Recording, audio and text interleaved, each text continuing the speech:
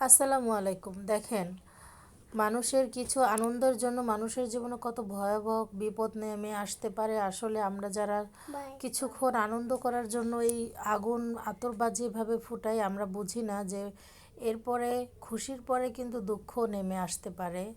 আপনাদেরকে আমি ভিডিওটা দেখাবো, একটু ধৈর্য ধরুন আপনারা। তো দেখেন, আজকে নতুন বছরের জন্য সবাই আনন্দ করছে, সবাই বাজি ফোটাচ্ছে, ফানুস উড়াচ্ছে। ওই যে ছোট ছোট ফানুস দেখা যাচ্ছে, অনেক দূর দূর আকাশে উড়ে গেছে। হালকা মৃদু মৃদু আলো দেখা যাচ্ছে, কিন্তু এই ফানুসগুলো কোথায় গিয়ে পড়ে কার সর্বনাশ করবে এটা কি কেউ বলতে পারে? তার জন্য চোখ রাখতে হবে ভিডিওটার শেষ অংশে। দেখতে থাকুন কি হয়।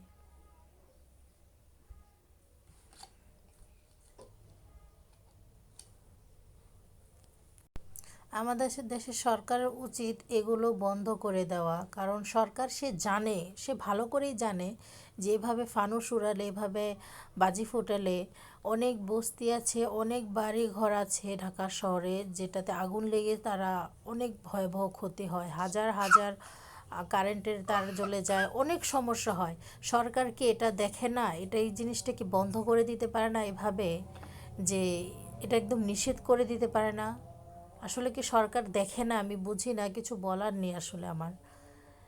জেনে শুনেও আমরা বিপদটাকে বারবার করি, সামনেই নিয়ে আসি যাতে আমরা বিপদে পড়ি। আমাদের উচিত আসলে এগুলো বন্ধ করে দেওয়া।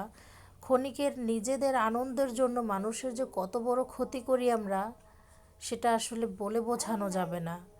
আসলে যারা বিপদ বুঝেও না বোঝার ভান করে তাদেরকে কখনো আপনি বোঝাতে পারবেন না। কথায় আছে না, ঘুমন্ত মানুষকে আপনি জাগাতে পারবেন, কিন্তু যে মানুষ জেগে থাকে তাকে কখনোই আপনি জাগাতে পারবেন না। তা আমরা হচ্ছে সেরকম, আর আমাদের দেশের সরকারটাও সেরকম। সে জেগে জেগে ঘুমোচ্ছে, তাকে কিভাবে জাগাবো বলুন? তা আমি সরকারের কাছে একটাই রিকোয়েস্ট করব, এই আতপ ফুটানো, বাজি ফোটানো, তারপরে এভাবে ফানুস ওড়ানো, এই জিনিসটা যেন একদম সে আইন করে বন্ধ করে দেয়। কারণ এটার জন্য কত বড় ক্ষতি হচ্ছে মানুষের।